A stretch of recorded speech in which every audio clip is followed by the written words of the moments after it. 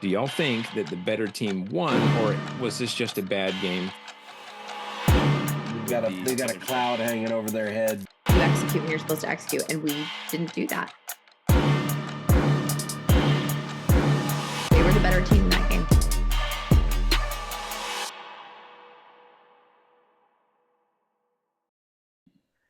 Well, things are really starting to heat up around the conference. Last week was full of rivalries and controversy.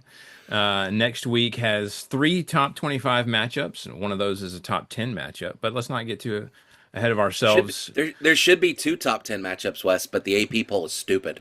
Well, that's been said and will continue to be said on this show because Yes, it's it will true. But first, let's welcome back Jesse. I know you. I'm sure you'd rather still be on the beaches of Ciao. Italy, but Yes. obviously we're glad to have you back. How are you? I'm adjusting to being back. It was nice to be welcomed back with a Bama win, at least. So thankful for that. But yeah, I turns out not huge college football fans in Italy. So there's that. Probably a little thin on the ground over there. Little thin over there. Big When SEC fans over there. I don't get it. when they talk about football, it's not It's the not that. Crimson Tide. Yeah, shocking. Weird. I had a football coach in high school who called that communist kickball. That's what he called it. Communist kickball. Wow. His words, not mine. That's I like hilarious. that. Don't roast me. That No. wasn't me. Matt, how are you, my friend? Hey, I'm great. You know what? It was such a good weekend for football. Let's clap it up and get a clap going for all these good games. Man, Man, such a good week. Don't steal my jokes yet, okay? I'm gonna steal all your jokes, Wes. We have thoughts. We have feelings. I ran into the band director at my school, and I saw him this morning. I was like, man, great win, fantastic win this weekend, Grayson. Just fantastic work. And he's like, you too. I'm like, yes, me, and literally Everyone. anybody that's not a UGA fan. But we will Everyone. discuss. But I'm good. I'm fine. I think Tennessee. I have feelings and I have emotions, and we'll discuss. Is it another one of those a win's a win? I don't know. We'll get to it. So, Yes, we will discuss. all Ad right, nauseam. let's talk about those games. Always remember, if you ain't first, you're last. All right, first we had Alabama at Missouri. Bama winning this one 27-24. I got the point here. Mizzou, it was so weird to watch. They started out strong at the beginning of both halves, seemingly, but they really struggled to put successful drives together down the stretch. So I'm not really sure. I mean, obviously they were super hyped for the beginning of those halves, but not so much otherwise. Twice, Pribula threw picks on a seam route where he and the receiver didn't seem to be on the same page. I mean, I won't say it was a replay, but it basically was the same thing. So the second one being the one that effectively ended the game. But Jesse, what were your thoughts on this Bama win? I mean, first of all, I think as you saw in my prediction, I definitely thought we'd have a bigger one, but a win is a win. I know what that's like.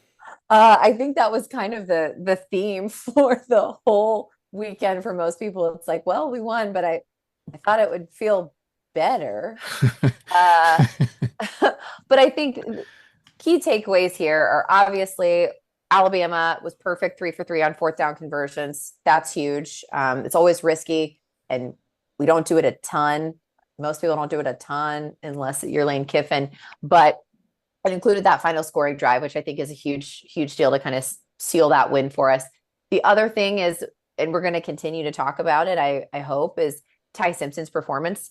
He played really well, throwing for 200 yards, 3 touchdowns, and he made some good plays, some good late plays in the game. He seemed to keep his composure, and he is developing into what I think is a really great quarterback. And I think he's a great story to look at, especially if you're a young athlete and you're saying in this transfer portal world, I'll just go somewhere else. I'll just play somewhere else. I'll start somewhere else. But to look and to see a young man like this who has sat behind some really great college quarterbacks, whether they translated to the NFL or not, but to sit behind and to kind of soak up their leadership, pull apart their game, understand that, and then translate it into your own so that you can take the helm. I think that's huge. I think it shows that when you stick with a program and you do get your shot, you really can make a difference. I really love that Tide stayed for so long. I also think that the Tide did great on defensive adjustments, particularly in the ability to stop the run game, which was a huge factor in the win. On the other side of the ball, Missouri, they, like you mentioned, there's some costly mistakes there. And it wasn't just interceptions. We had some special teams issues. They had a failed fake punt, and later an onside kick attempt that just did not go right for them. It was a bold strategy. I'm sure it worked on Toughness Tuesday. It did not quite work on Successful Saturday, and they were not able to convert on important downs like Alabama was. So to me, yes, Mizzou put up a good fight, but I think Alabama was able to match them defensively and come back and make sure that, whatever they were throwing at them, we were shutting down. And at the end of the day, we just executed better. What did we call it? Was it Collaboration Friday? Or Collaboration something? I can't We were remember. trying. Fellowship Friday. Fellowship Friday. Fellowship Friday. That works. Matt, what were your thoughts on this one? Teamwork Tuesday and Workflow Wednesday and Workflow Wednesday. Wagon Circle Wednesday. I don't know. And Circle 'em Up Sunday. Just all kinds of crazy stuff. Oh, First off, terrible. let me take a moment because I was unaware. This is the first Missouri game I actually like somewhat paid attention to. The first home Missouri game I actually paid attention to. No disrespect to Mizzou. I'm gonna All say the that disrespect to Mizzou. No. I'm gonna be nice. I'm gonna be nice. I'm turning over a new leaf. I'm gonna be nice to Missouri. Wow. Not Well, New Year's. I might be nice for about 3 more seconds. Listen, the work they're doing on the stadium looks pretty good. They're putting in that background, the end zone, The sweets and thing. stuff, yeah. the suites and stuff. They're probably going to be super expensive. I It's just gonna be want to nice state once on it's record. finished. I want to state on record that I like that they're finally starting to make it look like an SEC stadium. They joined the conference 13 years ago, but hey, not everybody moves at the same speed. Not everybody can have a cathedral to football like other teams that are represented in the conference. But hey, Missouri, it's just right there. I got you. Yes, I'm pointing at mine as well. Yep. Bama's in a dogfight in this one. Mizzou came out and scored on that opening drive, and I was like, "What is this? Are we going to see? Are we going to see Missouri find a way to pull this thing off?" And it just faded there toward the end. And Wes, I think I texted you. I said, "Is Missouri good? Like, Yeah. Right. are they like on par?" And then they kind of floated a little bit there at the tail end. I'm still not 100% sure on Bama. I think I'll have a better understanding of what they look like after this weekend. They've already started the whole Ty Simpson for Heisman discussion. Again, everybody knows my feelings on the Heisman. I have to explain that over and over again, how it's a useless piece of metal that the Downtown New York Athletic Club or whatever it is, it's dumb. Anyway, I think Missouri had chances in this game to pull out a win. I really do think they did. It's just, you turn the ball over twice. You go 1 for 11 on third down. You're not keeping your offense on the field. And let's be honest, and I know this is going to be very kind of a la John Madden, but the object of the game is to score more points than the other team. Boom. And if you over there, boom, Brett Favre. And if you can't find a way to keep your offense on the field, you're not going to score very many points. So just too many mistakes. And I just feel like Missouri had a chance here, and they just let it get away from them. I think Bama is beatable. I think Bama could have been beatable in this game. They just couldn't get it done as far as that goes. By the way, Jesse, let me ask, have you heard anything about Jam Miller? I know he got banged up there at the end. He did. I have not. I need to. We can look that up as we keep talking. I'll give you an update. Okay. I was curious because that kid's been lightning in a bottle the last couple weeks, and so him going down with an injury was. And I saw Again. Deshaun Bishop do the same thing during the Tennessee game, and needless to say, that was a pucker up moment, if you know what I'm talking about. Yeah. So yeah, that injury bug can be nasty. But yeah, that's pretty much it for Bama for me. Yeah. Well, here's one that I did not expect to talk about, and that's Washington State at Ole Miss. Ole Miss winning this one 24-21. Matt got the point here. I was surprised how many times, and Matt, you and I talked about this when we were watching the game together, how many times Ole Miss's defense just seemed caught off guard. I mean, especially on that first touchdown pass where the guy And the was fourth wide quarter. open. And later on there was a rushing touchdown where guys just took like wrong angles and the defense just looked sloppy. So I mean, Ole Miss survives this one, but the real question is, have they been somewhat exposed, and will other teams be able to take advantage of that down the line? Because obviously, Washington State, they got nothing to lose. They're throwing everything out there just to see what works, and obviously they found some things that did. Matt, what are your thoughts on this one? Um, what? I just like we walked into this game thinking, okay, this is a pack. Are they still in the Pac 2? Is that still a thing? I think They're I think they're they and they're Oregon State are the only members, right, right? right. They're out west. That's a different style of football to begin with. Like just what the hell happened, Lane? Like where did we go wrong? And here's the thing. I think it's a classic example, and Wes, I think we talked about it at dinner that night when we were watching the Georgia game. I think that what it was is a case of Ole Miss looking past Yes. Washington State and getting caught with their pants down, so to speak. That's what I kind of want to say. But again, what does it all mean? Like, is the SEC overrated? Does it mean? Is Ole Miss a pretender? I'm about to get a little loud, so excuse me. What the hell does it all mean? Your guess is as good as mine. Jesse, what I are have your no thoughts? idea. I have no idea. It truly what happened. It was a sluggish start. And I mean woof. Okay. Woof. It's like they woke up and they were like, oh, it's so early.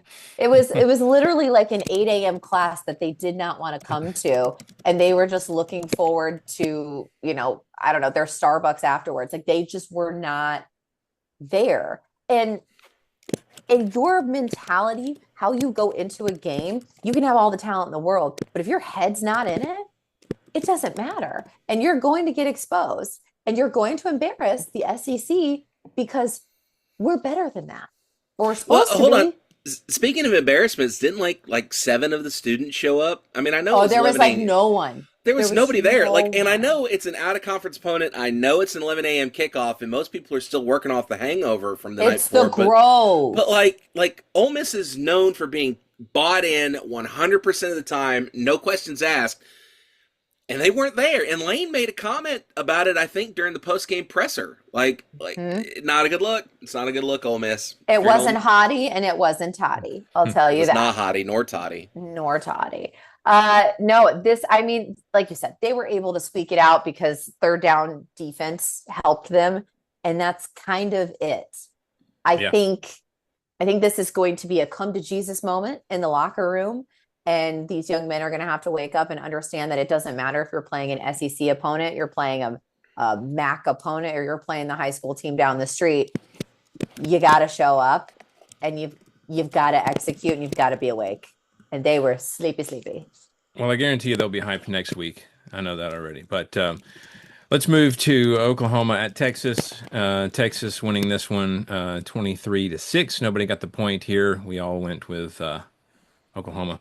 The story of this game was Oklahoma turnovers, specifically interceptions thrown by John Mateer. I knew that his health was going to be a factor coming into this game, and I wonder if they pushed him back into the fray too soon. I mean, he's got like 3 screws in his thumb just a few weeks ago, and now he's already playing again. I think we can. Yeah. I think we can all agree that he gave them a better shot to win than Hawkins, but you risk Sure. really damaging that thumb more seriously. I'm wondering how much of that pain in his hand affected his release as well. We'll probably never know because the Oklahoma coaching staff is sure to keep it under wraps. But what do you think, Jesse? Do you think that the thumb affected Mateer's play here? I mean, absolutely. This gentleman just came back from a shopping trip at the Home Depot, right? Like he's just hardware here. And you put him against arguably their biggest rival, right? And this is a huge one. He probably feels, whether the coaching staff put pressure on him or not, he probably feels a lot of pressure to execute and to show up and to play regardless of what everybody else says or advises him, because it's your rival. I mean, if it were Ty Simpson in Auburn, I guarantee you he'd try to show up. So I think that absolutely had an effect on his accuracy, or rather inaccuracy. I think that on top of it was what led to a little bit of an offensive off rhythm. Like they just couldn't get it going. And I was really surprised. I truly thought that they were going to get it together. I didn't think that Texas was going to be able to put up this many points against Oklahoma. I thought we were going to see a very, very different game. But also when it comes to the coaching staff, there seemed to be some poor clock management. I mean, it was like there was a lack of urgency before halftime, which then went into an interception and a missed-scoring opportunity. But the run game, again, inefficient. I think there was just a lot exposed. And unfortunately, Texas has been struggling and they had a lot to prove. So when you mix injury and exposure with a lot to prove, you kind of got where we've ended up. And Texas dominant on defense, despite the fact that on offense, Oklahoma wasn't great. And Arch was efficient. Was he flashy? Was he incredible? Was he what everybody hyped him up to be this whole time? Not necessarily, but I think he played smart. I think he obviously had a turnover-free game, and he was able to convert on crucial downs when he needed to. So has Arch started to figure it out? Is this the confidence boost that he needs to step into his next era? I don't know. I spent the whole time in Italy, after they lost and everything, the past 2 weeks, saying that, again, if I were Arch Manning, I would have gone into dance because no matter what I did, it would be impressive. But when you're in that family, everything's not always impressive when it comes to Right. football. So I don't know. I'd love to know y'all's opinion. Do you think Arch Manning has figured it out? Do you think this is him stepping into that new chapter? Matt, you and I talked about this sort of Saturday night. We were talking about, I don't personally agree with McAfee typically, but one thing that I did agree with him on game day was talking about we just got to let this kid develop, right? Right. Because it's like there's all this pressure. Everybody expects him to be all these things, and we expect it like right now, like within a few games of him starting, taking over that starting position. So I think we just got to give it some time in an era where we really don't afford people time. No, let him cook. Matt, what are your thoughts? I agree. I think Arch is, I mean, granted, he's been in the program for 2 years now. Like he should be getting there, but there's so much pressure on the kid, and maybe I'm a Manning apologist because I like Hmm. his uncle's my favorite football player of all time, and I was pretty fond of Eli too, even if he did go to Ole Miss. But it's just a fact of the matter. I think they need to let him develop, let him cook, as it were. Mhm. There's a lot of pressure on him. I don't get it. But in regard to this game, to quote the great philosopher Luke Combs, there is no love in Oklahoma. I'm sorry, that was incorrect. There ain't no love in Oklahoma. My mother's screaming right now. Um, I was really surprised at Oklahoma not being able to do much on offense.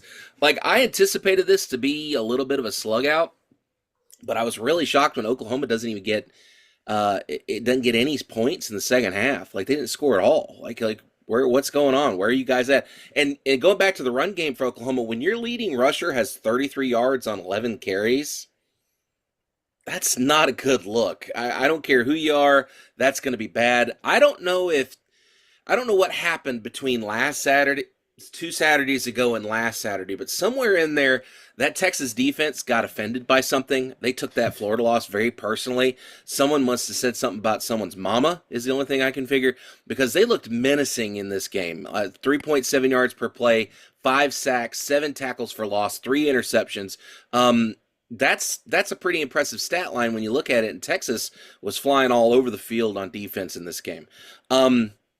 If the Texas defense doesn't play as well, I don't know if Texas wins this game.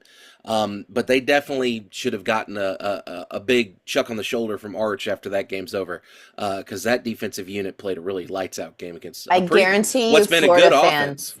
Florida fans came for that Texas defense. I promise you that because they may have saved another man's job. And they probably were ready to string those boys up by their toes because they were like, we were so close to losing. We were so close. Right. You guys saved then they him. bailed us out. Once again, they're Florida fans.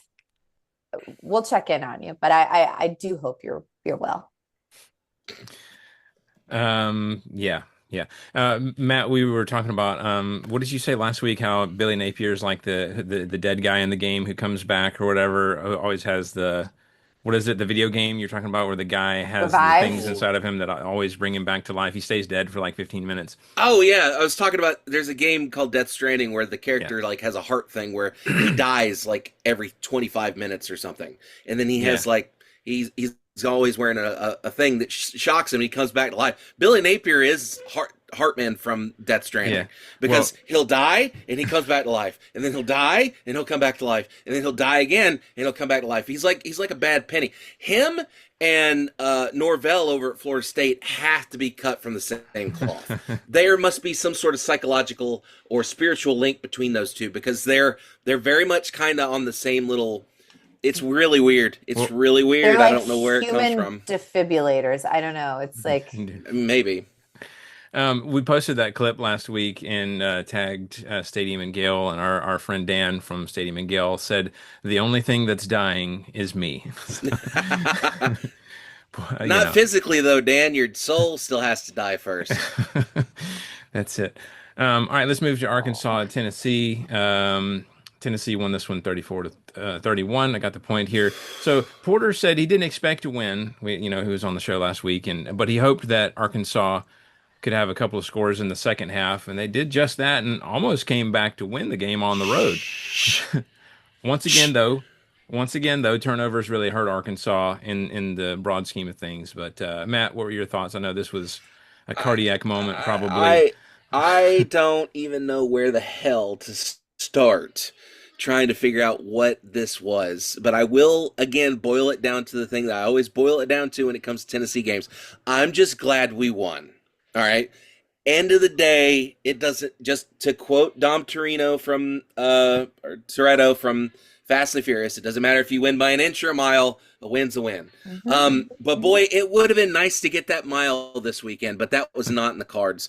I feel like we had this thing in the bag. We were up by 2 scores late in the fourth, and then all of a sudden you turn around, Arky doesn't want to go away. They're not dying. We have seen this time and time again, and I want it stated unequivocally for the record. I am not a Heupel apologist in any way, shape, or form. I am so thankful for Coach Heupel. I won't even. The criticism I give is more the analytical part of Fortson as opposed to the Tennessee fan part of Fortson. He's got to figure out a way to start finishing up games because it's like 2 or 3 times a season we'll get a game where we're ahead and then all of a sudden you start seeing that creep back down. It's like he gets super conservative in that fourth quarter. I don't know what that is. He's just got to learn how to put games away. It feels like this keeps happening and it shouldn't be happening, especially no disrespect to Arkansas, but they just fired their head coach. This is an inferior team. You should have throttled them. I feel like we should have at least scored one more time in that game. I feel like there should have been there. Defense, not to crap on Tim Banks because I'm very thankful for Tim Banks. The defense is a little bit of a liability right now. I'm very glad that Arkansas can't hold on to the football. We've been talking about their ball control issues all year, and thank God for it because there were a couple of really pivotal fumbles in this game. And if they don't have those fumbles, I don't know if Tennessee finds a way to win this thing. Some positive takeaways, though. Deshaun Bishop is a very bad man. I don't know who upset him before the game. I don't know what Arkansas player Instagrammed his girlfriend. I don't know what happened. But when you put up 140 plus yards, and you've got 3 or 4 big chunk plays, he took it personal and he ran all over them. Aguilar had a good day out. I don't have the stat right in front of me. Threw for 221. Which is decent. I think he had 1 touchdown or maybe 2. I don't recall. One. Thank you. And there was a pretty good, couple good chunk plays, which again, love to see big chunk plays out of Aguilar. It's just third down percentage for Tennessee on both sides of the ball, either on when we're on offense or when we're on defense. It feels like if a Tennessee opponent gets a third down and long, they're going to convert it, no problem. That's been happening a lot. You saw it in the Georgia game. You saw it in this game. You've seen it before. I guarantee we'll see it again. It just makes my stomach hurt, and I need third down to be better. To Arkansas's credit, I feel like Taylon Green did a pretty good job of kind of keeping Arkansas in this thing. Couple of really big pivotal late game conversions that were mostly him. Dude is a heck of a talent, but he's got to learn how to hold a football. Oh my And I God. feel like he's holding it out here like it's a loaf of bread, and he's running back from the corner store. Like, kid, get that thing high and tight. You got to get it tucked in, and it drives me nuts. I don't know how, as an Arkansas fan, how you can watch that and go, yeah, he's doing fine. No, hold on to the ball. That's part of the reason why he got stripped on a couple of those intercept. Well, and granted, I know it's a throwing play; it's a little bit different than on the run, but still, like, a lot of feelings about this game. A lot of feelings. Jesse, what are your thoughts? Yeah, I mean, it's not like it's the first time that they've had ball security issues. It's fundamental. You've just play the fundamentals. That's all you got to do. It's not that hard. I've never played it down to football. I know how to hold it. The other thing is, I think credit to Arkansas, first off, because it's so easy to let the wheels fall off of a program when you fire a coach midseason. It's so easy to do that. But when you got the savior Bobby Petrino, and he gets that Harley revved up, when Bobby comes back, it's welcome home. But you have an excuse almost, right? Like, everybody can kind of just check out, start looking for where they're going to go next. And it's like, well, it's not their coach. It makes sense. So for them to come out and play this well and this close against a really good SEC opponent, kudos to them. It could have gone very, very differently. And I think a lot of people expected it too. But again, like Matt mentioned, I don't know if Tennessee pulls out this win if there's not 3 turnovers on Arkansas side. The inability to convert on third down, like you mentioned, not great. 10 penalties for 78 yards for Tennessee. Hold on now. We're gonna talk about crappy officiating in a minute when we talk about that Auburn game. But I really feel like there was a number of calls in this. There was a really bad PI call they called on that they missed when Tennessee could have converted a pretty critical down. There was a late hit pushed out of bounds on our quarterback where he ran into some equipment that should have been called a late hit. I don't care who you are. That was a dirty play. There were several, like, officiating in the SEC did not have a good weekend. No. 1 penalty on Arkansas, though. They were at least playing. 9 on Tennessee, though. Isn't that the number? 10. It's a talking point that we have on this show way too often. Well, it's a talking point everybody has. If you watch Pate, if you watch Feinbaum, if you watch anybody, they're going to complain because we don't have full-time referees in the best conference in college football. It makes no sense to me. Maybe we can get the referees that always referee at Arrowhead. It looks like there were no penalties against the Chiefs this weekend. I was about to say, you got to make sure you quantify that now. If you're a Chiefs fan, you're happy with those referees. If you're a Lions fan, anybody else, you're irate. That was wild. That was some wild stuff. That was wild. This is not an NFL podcast, but if you haven't seen it, just Google. Just Google what's going on. Not that anybody's surprised. When Travis Kelce puts his hands up and you get a flag called on the other team. Yeah. You cannot look at Patrick Mahomes. Don't look at him. Don't look at him. Breathe on him. Take a pillow with you if you're going to hit him. If you are going to fart, you need to be 15 yards away. I know. Automatic roughing the passer. Automatic roughing. That wind is brutal. All right, let's move to Florida at Texas A&M. A&M winning 34-17. Matt got the point here. Props to Matt. Thank God. This was a one-score game in the third quarter, but A&M pulled away at the end, and Florida just couldn't keep up in that tough environment at Kyle Field. So I will say 1 for 10 on third down and 0 for 1 on fourth down is not a great stat. They didn't have a lot of luck keeping drives alive, Florida, that is. Jesse, what are your thoughts on this one? The ending makes sense to me. This I understand. Now, against Texas, I did not understand. I understand now. Will this endanger Billy Napier's job? Who could say? Probably not. Who knows? Okay. Who could say? I don't know. But no, this one absolutely makes sense to me. I think, again, and we've talked about it so much this season, I'm not sure what's going on this season that is causing this to be the stat to look at. But truly, third down conversion is the stat to look at because a lot of people don't do it. I don't need that third down conversion stuff. They just don't. Look, it's hard to convert on third down. If you don't believe me, watch pretty much any SEC offense this year. I mean, third down's rough. Have mercy. 1 for 10, Florida. Yep. 10. I'm not great at math, but that is not good percentage-wise. And then, I mean, still on A&M side of the ball, 9 for 17, not great. A Yeah. lot of penalties for Florida, at least 6, probably not as many as we could have had. But overall, this turned out the way I think we all expected it to turn out. I don't know that I saw Florida staying in it that aggressively for as long as they did, but honestly, at this point, like Florida, do you just want them to lose though, so that Billy gets fired? Like, is it better for them to not be in a game? I'm curious, and I would actually like to know, would you just prefer that they lose everything else? Yeah, I don't know. I don't even know where to What would begin be with that better one. for you? What would make you happy? Matt, your I don't know. thoughts on this one? Oh my God! I listen. This was a really weird weekend for football. Like So weird. it's just a lot of weird stuff flying around. Weird. I thought for a second there because wasn't the score like 14 all at the end of the first quarter, It's either or was 14 all or 21-14. I can't It was remember. very I think it, close. I think it was 14 all. I seem to remember they were tied at the end of the first. And it's just like, okay, Florida, we see you. Maybe you got a chance. And then the second quarter started and you get outscored 20-3 through Oh, the for rest of the Florida. game. That's a recipe for disaster. I don't care who you are. Texas A&M's defense comes in and put the clamps on you. Florida ball security, for the love of God, like y'all in Arkansas and probably another team that I can't remember off the top of my head. Y'all need to go talk to some people and do like a clinic or something LSU because struggled with turnovers lately too. Yeah, LSU too. And while we're on the subject of clinics, let's talk about the run clinic that Texas A&M needs to get somebody to. I know that we've been talking, and I hope Coach doesn't hear me. I don't want him yelling at me like he yelled at that reporter a couple weeks ago.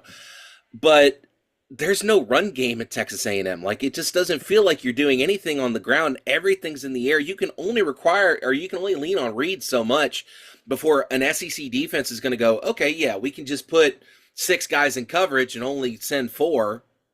We were good. We got it figured out. 51 carries on 51 yards on 17 carries is an abysmal stat. When your leading rusher is doing that at Texas A&M, so they've got to listen. If you're gonna be successful, if you're gonna win the SEC, if you're gonna find a way to compete for a national title, you got to play complementary football. You cannot be an all run or all pass team. Those things don't work well because these coordinators are going to get smart and start keying in on things, and that's going to lead to disaster. Now, A&M hasn't really run into that quite yet, but I have a feeling it's coming. Especially if Texas plays like they did against them when they play them later. Because don't they still have to play? I think they've got to play in like 2 more weeks, right? I have to look at their schedule. So Sorry, I don't have all the schedules memorized, but yeah, Come on, Wes. You're supposed to be. You're the Why? one in charge here. Me and Jesse are just here for fun and kicks I and mean, one would giggles. think, right? Yeah, I don't know. Um, Although with the way the scheduling has been, with all these different yeah. games, who knows? It's all crazy.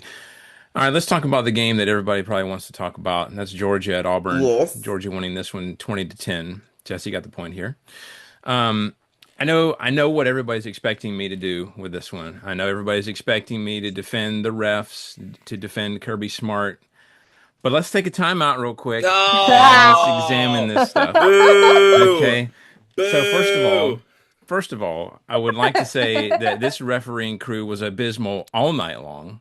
If you watch the game, there was like twists and turns, and people didn't know what was going on half the time in this game just because of their incompetence. But we could talk about the goal line fumble all episode. We could ask whether or not the ball broke the plane before being punched out. We could also talk about whether or not the ball was moving before it actually got punched out. I think the call on the field being a fumble helped it keep it a fumble, as reviewed. But I'll tell you, if you're an Auburn fan, you think they screwed up that call, and if you're a Georgia fan, you think they screwed it up the other way. Because if it truly was a fumble recovered by the Dogs, it should have been allowed to play out, and it should have been a Georgia touchdown going the other way. Because he was never down, he was on top of the pile, and then he ran it back for a touchdown. They should have just let the whole thing play out and then review it, and then just figure it out then. I know another thing people are probably eager to talk about. We've already talked about it a little bit. It's the Kirby Smart timeout thing, and Kirby Smart's a cheater and stuff. And to that, I say, I don't know. Hang on, like you just let me just say that if Kirby is lying I'm not a Kirby Smart apologist. Kirby Smart doesn't fund my life in any way, shape, or form. So if he's cheating, I think he needs to be called out on it, right? On one hand, it absolutely looks like he's saying timeout. On the other hand, if you watch his mouth, it also looks like he's saying they're clapping, which is what he claims. So I could see that. If that's the case, he needs to watch how he's clapping because it absolutely looks like a timeout signal. So either maybe he's like a Florida fan. He doesn't know how to clap properly. I don't know. That This looks a lot different than this. I know. I'm just playing. Yeah, we've talked about that before. So that said, the timeout actually didn't end up figuring into this game in any way. But if he's lying, it's a bad look. He needs to be called out. I'm not gonna say that, especially if you're gonna preach integrity to the kids and then you're gonna do something like that. So if that's truly the case, he needs to be called out on it. Now let's just be clear: this referee crew screwed up all night long. Auburn fans are going to be angry about calls, and I'm here to tell you they missed some targeting calls where Gunnar Stockton is lucky to still have brain cells left in his head. They missed some pretty obvious pass interference calls on Auburn DBs, and the illegal blindside block against Cash Jones. I mean, like, the man was facing him. It can't be a blindside block if the man is facing him, and also the ball carrier is behind him. He's trying to get through, so it's just a block to try to help the ball carrier get through. I didn't understand that, especially if you see the play from the end zone camera. It just doesn't check out. It doesn't make any sense. I don't know, and we've already talked about this a little bit. I don't know why we're here once again talking about SEC officiating crews instead of the actual game on the field. Once again, we have the most popular conference in college football, but our referee crews look like we got them at Dollar General. Although that's actually kind of too much of a knock on Dollar General. But why can't we seem to get that part of the game right in the SEC? It's a great point. We have one of the most popular conferences in all of college sports. Why can't we get that part right? So I realize I've spent most of this time talking about calls and not the game itself. I mean, I was pleased with the way that Georgia conducted themselves like they have in the past several games where they get down early and then they don't roll over, and they're a resilient team. I appreciate that about them. But we've got to figure this out because I mean we were texting about it, me and some friends, during the first half. The defense is just embarrassing. It's especially if you were used to those defenses early 2020s with the championship teams where it was just, domination on defense for the most part. We're not seeing that in any way, shape, or form. Now, I get it. It's a different era now, NIL, transfer portal. There's going to be more parity. You're going to see less dominance in the game. But it's still disappointing. And I'm not trying to point the finger at Glenn Schumann, but you've got to go with who's there. And ever since Will Muschamp left when they were co-coordinators, ever since he left, the defense has gone in the tank. There's only one other person to look at if that's the case. So I don't know. Matt, what were your thoughts on that and this game? Well, I would like to confirm that Jordan Hare at night is still weird. It's a lot like Portland. Weird. If you've ever been to Portland, Oregon, that's a weird town. Jordan Hare is still weird. Really odd things happen at Jordan Hare at night. I'm assuming it's from the burn sweater vest that's at the 50-yard line or something along those lines. This game was odd, super odd. Wes, you've said everything about the officiating. I think we can all go on record and say that all three of us agree, and this is probably unanimous, that the officiating in this game was god awful. It was definitely a choice, a number of those calls and no calls. I want to state it unequivocally as a neutral observer. This is in no way, shape, or form influenced by my absolute loathing of the University of Georgia. I want that stated for the record. That was an Auburn touchdown. That being said, it is what it is. I really feel like that was the story of the game, though, because if you go, there's a big difference between 17-0 and what was it at the half? I think it was 10-7. 10-3, I think. 10-3. There's a big difference between 17-0 and 10-3. There really is. And again, and Wes, we talked about it. I don't know why you make that call at the goal line with that particular, just run halfback blast right through the gut. They've been gashing us with the running back all night long. So. Right. And then you go with a QB sneak, and it was weird. It was really weird. The whole thing was odd. The clapping situation, Wes painted it like he wanted to paint it. I'm not going to gild the lily any more than that, but I think most everybody knows that was not him clapping. That was him calling a timeout, and then when he wanted his timeout back, he got it back. So again, I am in no way, shape, or form a Kirby Smart apologist. It is what it is. I would be really careful about how I call my timeouts from now on, though, if I'm Kirby Smart.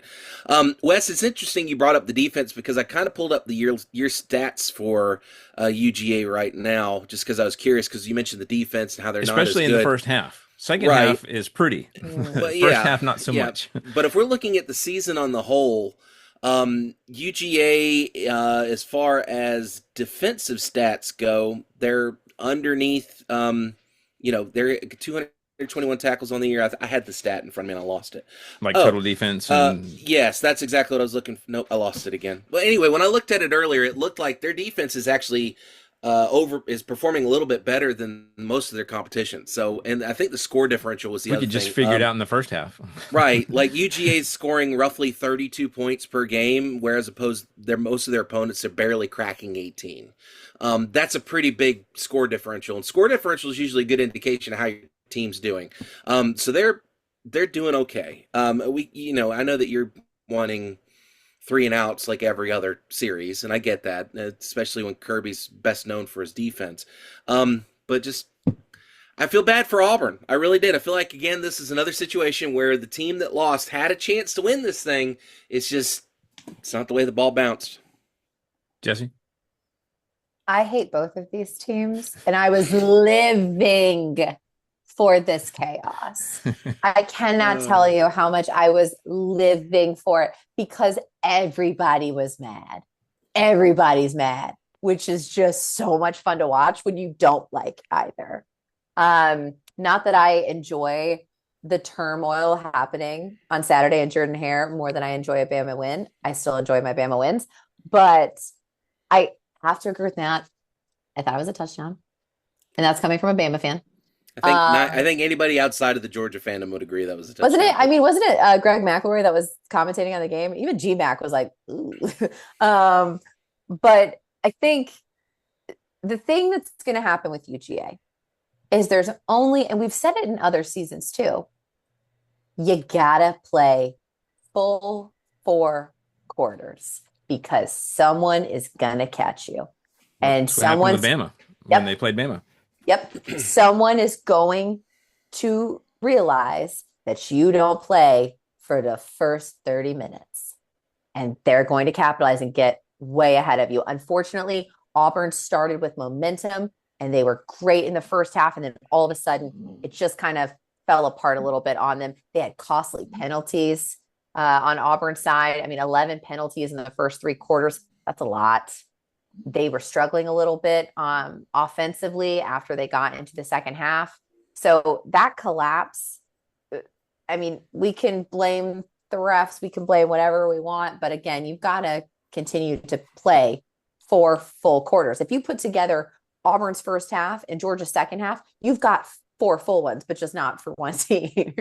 The other thing with Georgia, despite their inconsistency on offense, I think is luckily they are able to turn it around in a second half, but they've got to get it together consistently. They were able to get those defensive crucial plays in the second half, fumble forced by linebacker CJ Allen at the 1-yard line. It just, things are, I don't know. There was a lot of inconsistency here. There was a lot of weird vibes in this game, and it was good old fashioned hate. I think they hate each other more coming out of this game. Maybe they hate the officials more. I don't know. You want to talk about some bad blood between these two teams next year when they lock up? Ooh. That game's going to be wild. Usually the wild vibes at Jordan Hare work out in favor of Auburn. I rarely have seen weird vibes at Auburn not work out for them. I know. Hugh Freeze needs to start lighting visors on fire or something. Visors on fire. Cell phones. The only other thing that I will add to what we've already talked about is that when Georgia got the turnover there, since they didn't let it play out, they had the ball on like the half-yard line. So, I mean, it's not like they gave Georgia points either. They had to get down the field to even get points, so, and even just get out of where they wouldn't get a safety. So, anyways, I won't go in anymore. So, by the way, that's 6 fouls for Georgia to 11 fouls for Auburn is something. Yeah, It looks a you're lot not like it's like what you saw in Arkansas, Tennessee. you're It's not going to just get any weird. argument from me. They blew calls all over the field and all night long. It wasn't That like it was listen, just specific to one quarter or one half or that last 3 minutes of the second half or the first half was just Weird. like Weird. every other play we stopped it for 25 minutes. Like yeah. I They feel had like no I was control of watching the like game. like the director's cut of The Godfather. It just took forever. Just all over the place. Yeah, I feel like there was more time spent discussing penalties than actual, plays on the field there for a while. Yeah, So, yeah, it was wild. truly. Next, South Carolina at LSU. LSU winning this one 20-10. Matt and I had the same differential. If you do the math, I get the point. So LSU We made never a lot of check mistakes. Wes's math, but You check it. I put it out To there. be honest, That's why I'm. I teach social studies for a living. You don't want me checking the math. yeah, I'm not going to check your math. I'm just like, no, that makes That's sense. No, Sure. that's why I just put it on Wes- there. You want to check it? It's right there. So Listen, Wes is not like his head coach. He's a man of integrity. I Yeah. try. Yeah, LSU made a lot of mistakes in this, and we talked about turnovers with LSU, including 2 picks thrown by Nussmeier, who again just seems to have a struggle with throwing the ball to the other team. But thankfully, if you're an LSU fan, the defense was there to save the day and really limited Lenora Sellers in this game. And LSU survives at home. Usually that Death Valley is terrifying to other teams. This time, they just sort of survive, is the kind of vibe that I got from this one. So, Jesse, what were your thoughts on this one? It's another one of those where, like, I imagine if you're an LSU fan, you're like, we won, but I Yeah, thought it would feel better. You know what I mean? right. Like, That's the we're theme. getting That was the theme for this weekend. Is we the won, whole but I thought it weekend. would feel better. I thought it'd feel better. It's Why just do I like, feel icky inside? yeah, Yeah. all of the wins are giving the ick, but it's so it's so reminiscent of like these scores, all of these scores for the most part, very reminiscent of like 2008, Yeah. 2009. Like I feel like I'm in that 2008 to 2012 BCS Talking era. about the game manager quarterback era, mostly dominated by Yes. running backs. Yes, where Let's not go back there, please. it's weird. Like you look at the score and you're just like, what? But you mentioned it, Wes.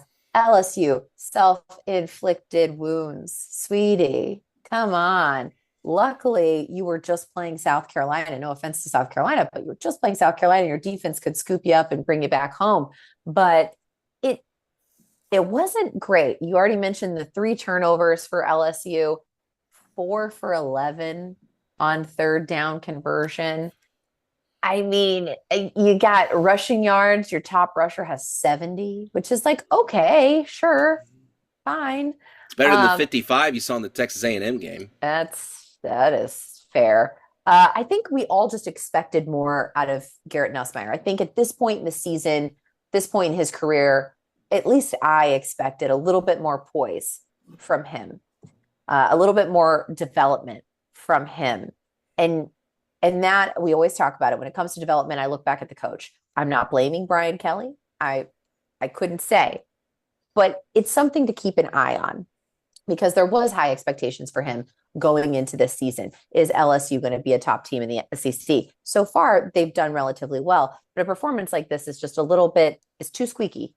Um, and I think, South Carolina, unfortunately, rushing attack, they were able to do a decent job against LSU's defense, but they just couldn't pull it out. South Carolina gets so close. They get right there. They've got a lot of the ingredients to put it together. But again, 2 turnovers, that's tough. You're not going to get there. They had 65 penalty yards. They were only 6 for 16. Again, gentlemen, what are we doing? 36 receiving yards. 36. And then only 83 on rushing yards. So this game felt very anemic, just overall on both sides of the ball. For sure, Matt. My notes for this say I don't care. I'm sorry. Listen, I know every week we're expected to come in here and bloviate, to use a Bill O'Reilly word, bloviate about these games, and I just could not care about this one. I really couldn't. LSU gets a win. Whoopie-doo. wake me up when they do something impressive. And I know the LSU fans are probably coming in for me in the comments on that. Please don't be disrespectful. We've had Be disrespectful. we've had this conversation. You're fine. It's just okay. I'm still kind of waiting for Nussmeier to come online. Brian Kelly. Jesse said everything I needed to say. Pick'em standings. Since we're done with the games, Jesse has 24. She missed a week. Do you realize that? She missed a week and is still tied for first place. You mean up by 5? Come on. So she's got 24. I've got 24. Matt, you have 19. So still pretty even. I mean, it's all right there. So helmet stickers. Jesse, who are your helmet sticker recipients for the week? First, Arkansas. The team, I'm giving it to all y'all because, like I said earlier, you guys could have very easily just checked out and not cared at all. And you can continue to do that the rest of the season and you almost have a pass. You can look forward to the next, stop on your college football career. But you showed up, you put together a good game, and I gotta commend you for having some focus and still playing for your team despite not having your coach. So you guys get helmet stickers for me. It's a lot of stickers. It's a lot of stickers. Everybody's going to have to rip them in half. I don't know if we got that many in the closet, do we? It's like gum. When you're handing out gum, you got to rip it in half. Everybody gets just a half. Everybody. Yeah. Tell me you grew up in a big family without telling me you grew up in a big Right. family. Just rip it up. Rip up the gum. Take a fine. piece, share it with your neighbor. The pieces are already big. It's a whole piece already. You better hope to God it's not a pack of fruit stripe because that flavor's gone like 5 seconds. all the Zoomers that are watching this are going, "What's fruit stripe?" Don't worry, Junior. You'll find There was no fruit in it. I'll tell you that right now. No, there was a fru. That's about it. Yep. You didn't get the whole word. You got the first 2 letters. My second one's going to be the Texas defense. We already talked about it at nauseum, but I will say I think Texas's defense really stepped up. They came back after an embarrassing performance against Florida, and they were able to get it done against Oklahoma. So again, whatever you want to say about what Oklahoma did on offense, I think Texas's defense showed some improvement this week. So I got to commend that. Oh, Jesse, you called them UT. Does this mean that you believe Texas we've already is had the this real convo. UT? No. I'm just playing. No comment. Don't do that. Matt, Don't do that. who are your helmet sticker recipients? Well, Jesse kind of stole a little bit of my thunder here. I was planning on also cutting the stickers in half to hand out to the UT defense. An interesting stat that I found: Oklahoma was averaging almost 400 yards a game before right about before they came into this game, Wow. and Texas held them 258, which is still a lot of yards, but not anywhere close to 400. So definitely shut down that production a little bit. So kudos to them. You get a whole sticker between my half and Jesse's half. So congratulations. And then I'm going to be called a homer for this, but I could not care less. Deshaun Bishop, 146 yards on 14 carries, averaging a first down every time he touched the ball. Had 3 or 4 big chunk plays that set up points for the Vols. So yeah, Deshaun Bishop's getting my helmet sticker this week. I think that's the second one he's gotten from me this year. Yeah. Maybe the third. I don't recall. I did not pick Ty Simpson or Deshaun Bishop because I wanted to leave those for y'all, but I very easily could have, especially for Ty Simpson. I picked Malik Muhammad for Texas, 2 interceptions against Oklahoma. I think 2 picks in 1 game. That's pretty awesome. And then Arch Manning. Look, like you said earlier, it's not a stat line that's going to blow you away, but he has endured the criticism. He got his first win in the Red River Shootout, and then thank you for calling it the shootout, Wes. No turnovers. He kept control of the ball, so that's all you can ask, and it was a good win for him. Oh, I forgot. I have a third helmet sticker, although I guess it's more of a headset sticker. Headset sticker. Maybe a car sticker. I don't know how he's going to use it, but Hugh Freeze is definitely deserving a helmet sticker for not committing murder going into the half at that game because you could see it on his face. He was ready to draw blood. I know the athletic director wanted to draw blood because he Yeah. chewed the white hat from the time they blew the whistle at the end of the Oh. first half all the way to the locker room. He let him have it. Yeah. And I'm here for it. I love it when coaches get fired up. So I wanted to hear what he was saying though. I always oh, wanted to he see said he how said lots of creative. things. How He creative said did he lots of get? things. How creative. I would like to see the transcript. He's inventing cuss words out there. Yes. So, all right. So I feel like now is the appropriate time in the season. Most teams have played six-ish games. We're kind of at that midpoint to revisit our preseason rankings, which we did the tier system for. Matt, I'd like to just read these off, and then let's evaluate how you're feeling about them now. In the favorites category, you had Georgia and Texas. In the contender category, you had Tennessee, Alabama, Ole Miss. Midland, you had Florida, LSU, South Carolina, A&M. And then in dog water, you had OU, Auburn, Vandy, Mizzou, UK, Kentucky, obviously, and then Arkansas. And then just plain awful, you had Mississippi State. How are we feeling about those rankings? I feel like the top of it's okay. Maybe move Texas down. Obviously, Georgia, I think, still a favorite. I think you probably move Ole Miss or Tennessee or Alabama. We'll know again after this weekend up to that favorite spot. Maybe I feel like they've played decent. I don't know. You know what? Screw it. No, Georgia's favorite. Everybody else goes down to Midland. All three of those teams: Texas, Tennessee, Alabama, Ole Miss, all back to Midland. Florida stays. No, they're going to Dogwater. LSU's at Midland. Carolina's at Midland. A&M's at Midland. OU, we can leave them at Dogwater. Auburn's down there. Vanderbilt, I'd put them at Midland. I'd move them up. Missouri, probably move them up to Midland. Kentucky, you're playing awful. I'm sorry. Just go on down there. I would probably leave Arkansas at Dogwater, and I'd move just Mississippi State probably up to Midland because they've played pretty good football. Kind of, aside from a couple of years in there, but again, this is all conjecture. This is the reason why the beginning of the year polls mean absolutely jack and nothing. That's absolutely right. I had for favorites, I had Texas, Georgia, and Alabama. Contender, I had LSU and A&M. I had OU in Midland. I had OU, Florida, Mizzou, Tennessee, Vandy, South Carolina, Ole Miss. Dogwater, I had Auburn, Arkansas, Kentucky, and then just plain awful, I had Mississippi State. I don't know. I feel like I could probably move Texas down to contender, but still not down to Midland. I think I would probably move Ole Miss from Midland all the way up to favorites right now. I don't, for Bama, gosh, I don't know. I feel like the way they're playing right now, I think they're probably safe up there at the favorites. LSU,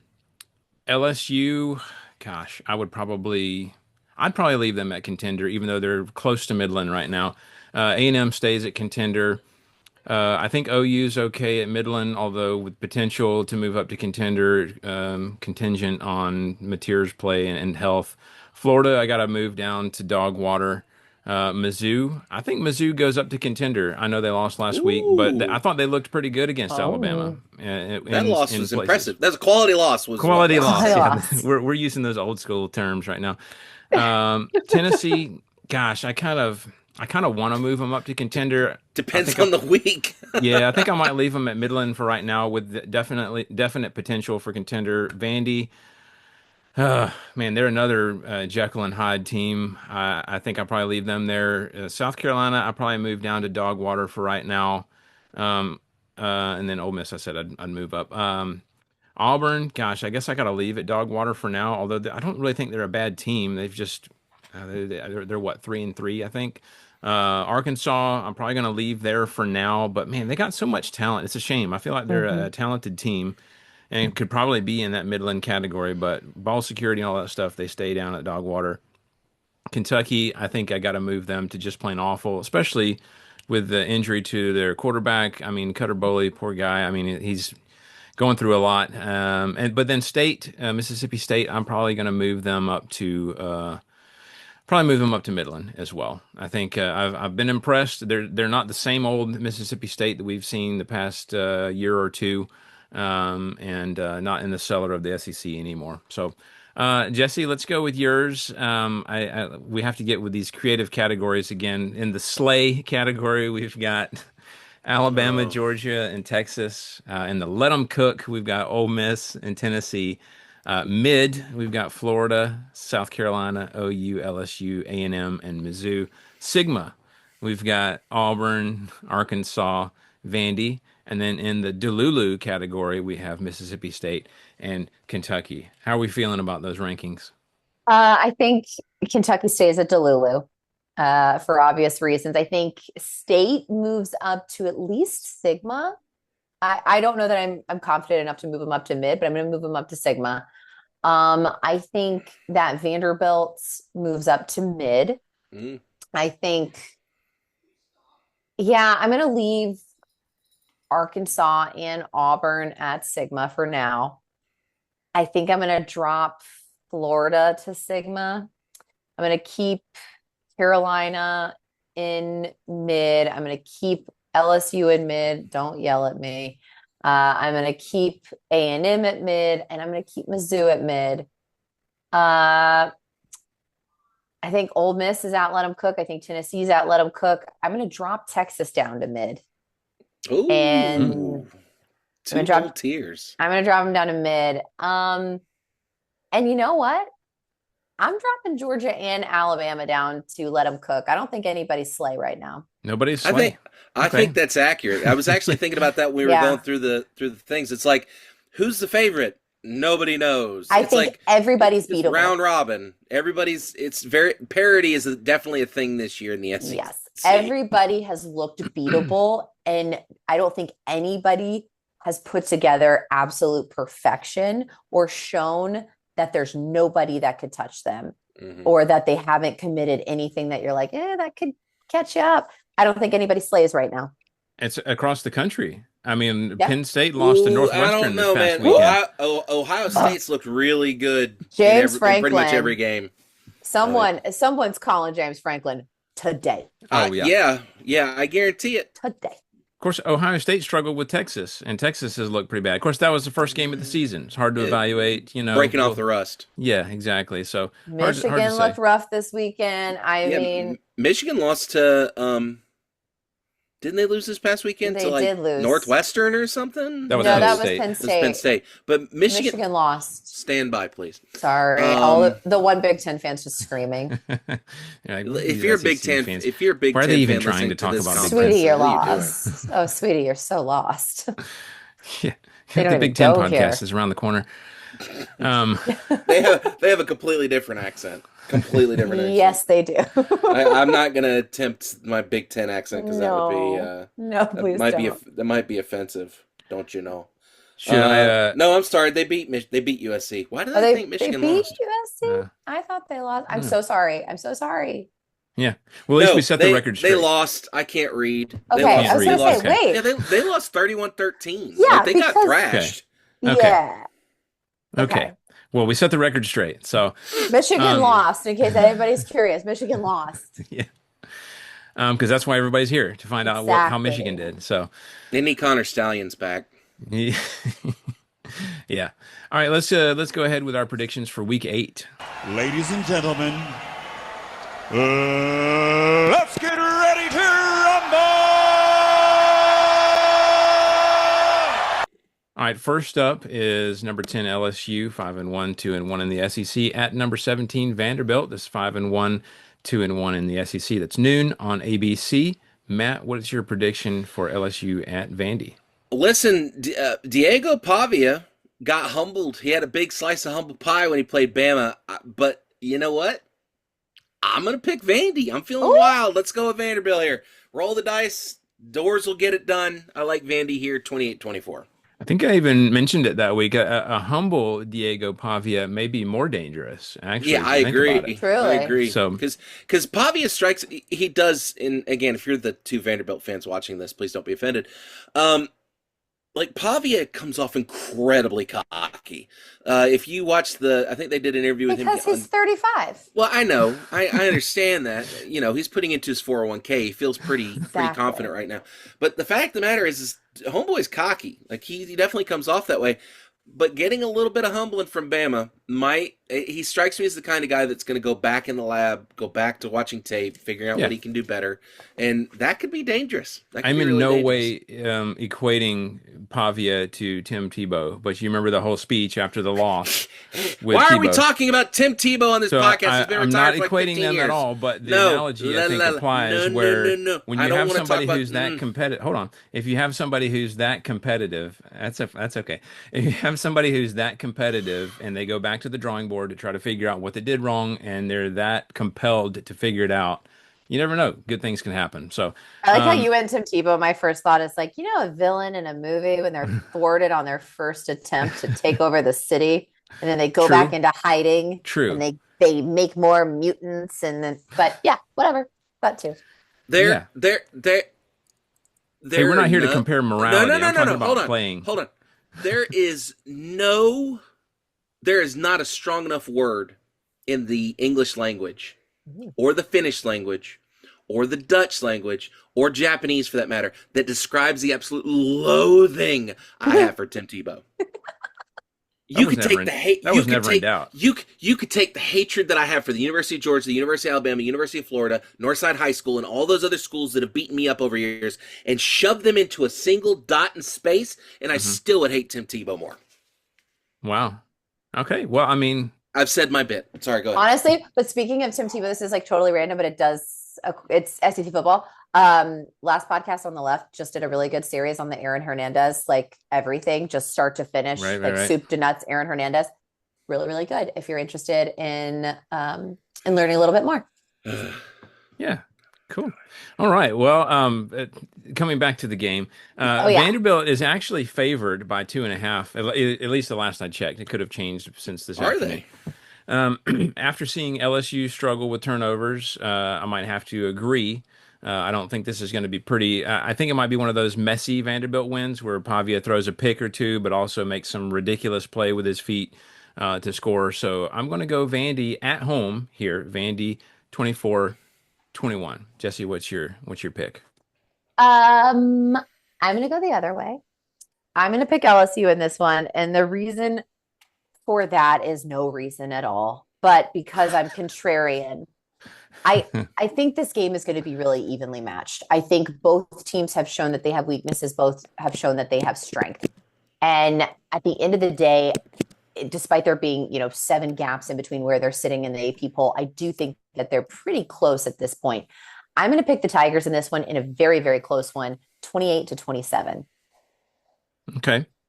Next, we have number 14 Oklahoma, 5-1, 1-1 in the SEC at South Carolina, 3-3, 1-3 in the SEC. That's 12:45 on the SEC network. Matt, what's your prediction here? I think Oklahoma's going to be looking to get a little bit back after last week. I think they're going to be smarting a little bit from losing the Red River Shootout. Therefore, I'm going to go with Oklahoma here, 28-17. It's a good pick. I like it. I think Oklahoma bounces back here, but they got to be careful with Mateer. Put Hawkins in if necessary. We don't want a short-term injury to turn into a long-term one, potentially lifelong injury. Oklahoma's defense stands up here, I think, and at least slows down Lenora Sellers enough for Oklahoma to pull ahead. I'm going OU here, 24-20. Jesse? There's nothing quite like losing to a rival in a big fashion that really lights a fire under you. So I have to agree. I think the Sooners in this one are going to come out and really clean up a lot of the issues from this past week. Again, I hope that they're very conservative when it comes to Mateer. I hope that they're listening to the doctors. I hope the doctors are doing their jobs. But South Carolina can always trip you up. We've seen it before, especially at home. South Carolina can come in and beat the people they are not supposed to beat. So Sooners, pay attention. Do not get caught lollygagging and dilly-dallying. I'm going to pick the Sooners here, 21-17. Okay, next is number 5 Ole Miss, 6-0, 3-0 in the SEC at number 9 Georgia, 5-1, 3-1 in the SEC. That's 3:30 on ABC, and game day will be in Athens for this one. Matt, what's your prediction for this one? First off, I'm offended by the fact this is the 3:30 slot game instead of Tennessee Alabama because third Saturday in October should be at 3:30. I don't make the rules. That's just the way it should be. ABC dropped the ball here. That being said, UGA just lost their first home game in like 6 years a couple weeks ago. UGA is really hard to beat at home. If this was a night game, I would take UGA winning by more than the spread, but with this being an afternoon game, I'm going to say it's a little bit closer than that. So I'm going to say UGA ends up winning this thing. I said 28-18. I'm going to change that to 28-21. UGA. Okay. Yeah, I feel a lot better about this game being at home. Last year was just meant to be for Ole Miss. No matter what Georgia did, Ole Miss could do no wrong that day. It seemed like this will be a different environment, and I'm hoping that Georgia took a look at what Washington State at the Washington State film and saw those weaknesses in Ole Miss's defense. I see many areas where Georgia can exploit their defense, but once again, my worry is the UGA defense. We've proven game after game that we can't stop teams in the first half. That's coaching. That is Glenn Schumann. And if you're a Georgia fan who is used to strong defenses, that is embarrassing. So hopefully they can figure it out this time. Ole Miss is not a team that you want to get down against. So I'm going to pick the dogs in this one, though, at home. I'm going UGA 31-24. Jesse, what you got? UGA has to be careful here. A sluggish start or perhaps not looking at this week and marinating and simmering too much on everything that happened last week can very much be a pitfall for the dogs. I think Ole Miss knows that they started sluggish in their past week. They got woken up by Washington State, and they do not want that to happen again. I think they are itching to come in and show UGA that they are ranked above them and that they should be. I'm going to pick Ole Miss in this one. I think that they are going to do their best to put together 4 full complete quarters. Will they do it? I don't know, but I think they're going to ground and pound really hard in that first half. And I think UGA has to be careful. It's going to be a close one. I'm picking the Rebels 27-24.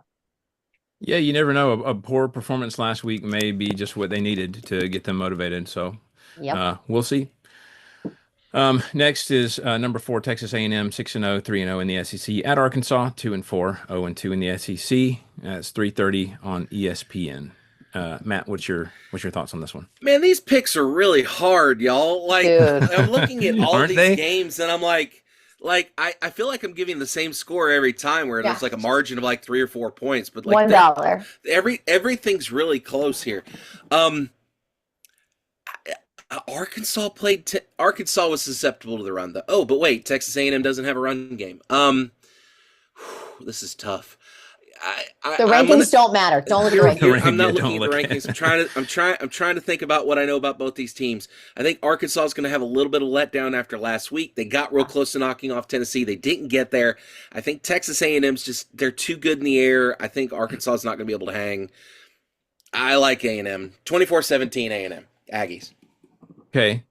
Yeah, Arkansas offense played better in the second half last game. We saw that was something that they needed to work on, and they did do better. I don't know. I like the chaos factor. I like the fact that Bobby Petrino is in charge now, and I think they might pull off the upset here and let the reunion tour for Bobby Petrino officially begin.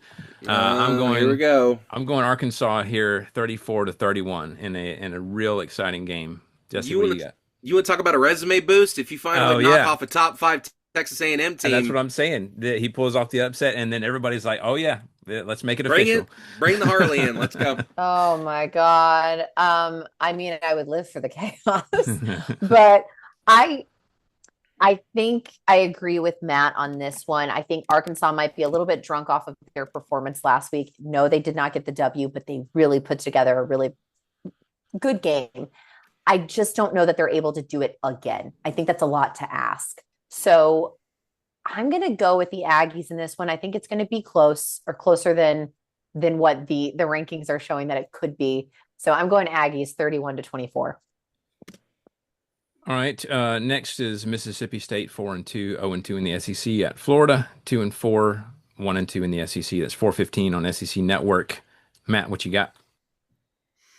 every this game is so tough. This every is so game, hard. Right? Nothing makes sense. sense.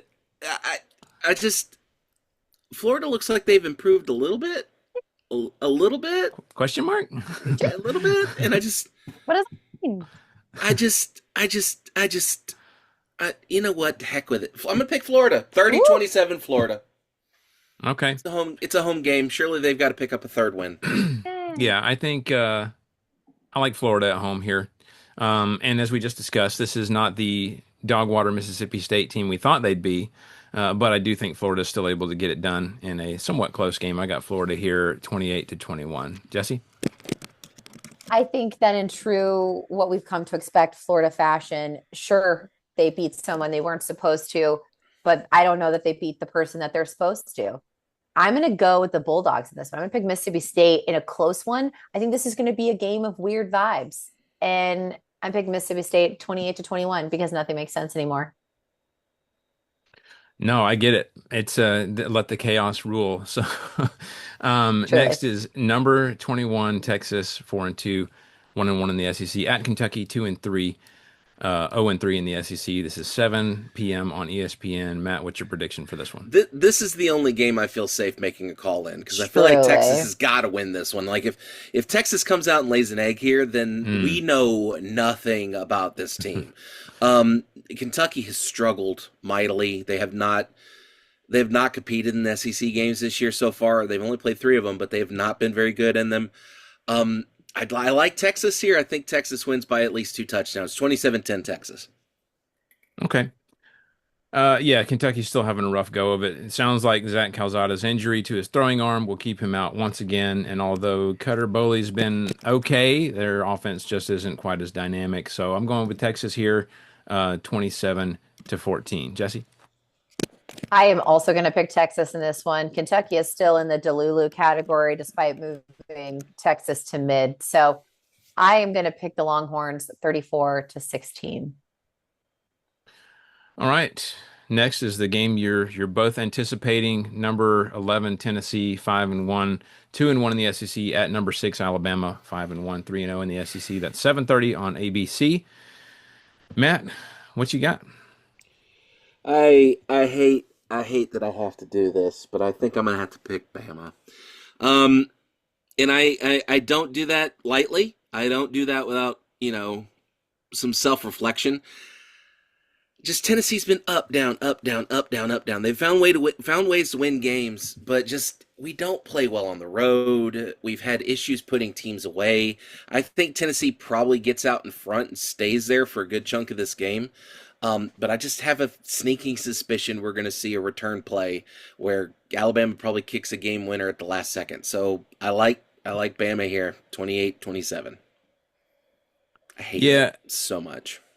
Tennessee's had a great offense this year. I think Ty Simpson has shown this season that he's the leader that Bama needs right now.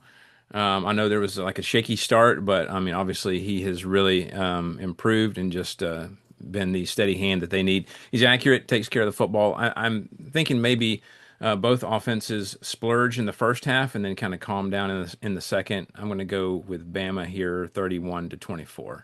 Jesse? I think Tennessee comes out pretty hot. I think Bama stumbles just a little bit in the first half, but I think we clean it up in the second half. And I don't think that Tennessee puts together a second half like we've kind of seen a little bit. So I think this is going to be a lot of responsibility on both defenses because the offensive are going to try to play lights out, but Bama's going to have to put together a better run game. And if we can do that, then I'm going to pick the Tide in this one. I think it's a close one. I think it's a nail biter. And I'm going Bama 27-24. Again, we're back in 2011. It's the scores are so weird. Yeah. By the way, if Tennessee finds a way to win this game, it'll be their 3rd in a row, and that's like the first time in the series since I think the early 2000s. So Yes. it's weird area, weird territory, kids. Everything's weird. Everything's weird. And then the final game of the evening, number 16 Missouri 5-1, 1-1 in the SEC at Auburn 3-3, 0-3 in the SEC. That's 7:45 on SEC Network. Matt, what's your pick here? I think that loss last week to UGA is a galvanizing moment for this Auburn team. I think Auburn's going to find a way to build off of that. They've lost 3 games in the SEC so far. I don't think they're going to lose this one. I don't know why. It's a gut feeling. I think Auburn's going to come out and surprise Drinky and the Mizzou Tigers. So I like Auburn here, 28-24. Plus, night game at Jordan-Hare. It's set up. It's another one of those, yeah. Yeah, Auburn's got another home game. You just mentioned it. You better believe that they'll be looking to avenge that loss last week. Missouri's offense left a little to be desired after last week, but Auburn's got a good defense, so it's not going to be any easier for them this week, I don't think. So I like Auburn at home here at night. I'm going Auburn 24-21. Jesse, what you got? I think Auburn realized that they were one visor short of a full sacrifice. And I do think that they correct that this week. I think they are big mad, like big mad. And the one place you don't want Auburn big mad is at Jordan Hare. Yeah. And it's at Jordan Hare at night. So Mizzou, I'm sorry, you can toughness Tuesday all you want, but unfortunately, the Auburn Tigers, I think, are coming for you. They big mad. So I'm going to go with Auburn on this one, 27-24. So when they sacrifice visors, is it a single visor or is it like a whole No. like bin of them? Like what is It's- that like? It's like one of those claw machines full of Oh gosh. just visors. Yeah. I just see Are this they pyre. all the same color? Are they like multicolored? Is there like stripes? Like I just these are the questions. These are the hard pressed questions we ask. These on are. Pigskin Well, but it's Auburn, so we've got the white ones, we've got the blue ones, we've got the orange orange ones, ones, yeah. probably gray just for good measure. Maybe there's like a camo pattern for a special game. Oh, Yeah. they are 1,000%. They are sacrificing the camo ones. Done deal. Done deal. Yeah. All right. Well, plenty of good games coming up, so excited to watch those. If you'd like to contact us, email us, please hit us up at pigskinsandpageantry@gmail.com. We are at Pigskins and Pageantry on TikTok, Instagram, and Facebook. We are at PPSEC Podcast on X. And don't forget, we're available for download on iTunes, Spotify, Amazon Music, TuneIn Radio, most podcasting apps for all your operating systems. Oh, and by the way, Fans First Sports Network posted on our behalf, officially welcoming us to the network. So super excited for that to be out there and interact with more people. If you enjoyed the show, please take a moment, subscribe, and review. We'd love those 5 stars to increase our visibility and our chances to have conversations with more wonderful people like yourselves. So until next time, this is Wes. Go Dogs. Y'all thought I was going to forget and not do it this week and this year. Wrong. They low down, they dirty, and they some snitches. Let's take care of Tennessee Hate Week. Roll Tide. We're not low down. We literally on a mountaintop. How can we be low down on a mountaintop? We're not dirty. We discovered showering in like the 1960s. We're good. We've showered. And we're not snitches, because snitches get stitches, and that's not how we work in Tennessee. Please, for the love of everything holy, Josh Heupel, finish a game, beat Bama, go Vols.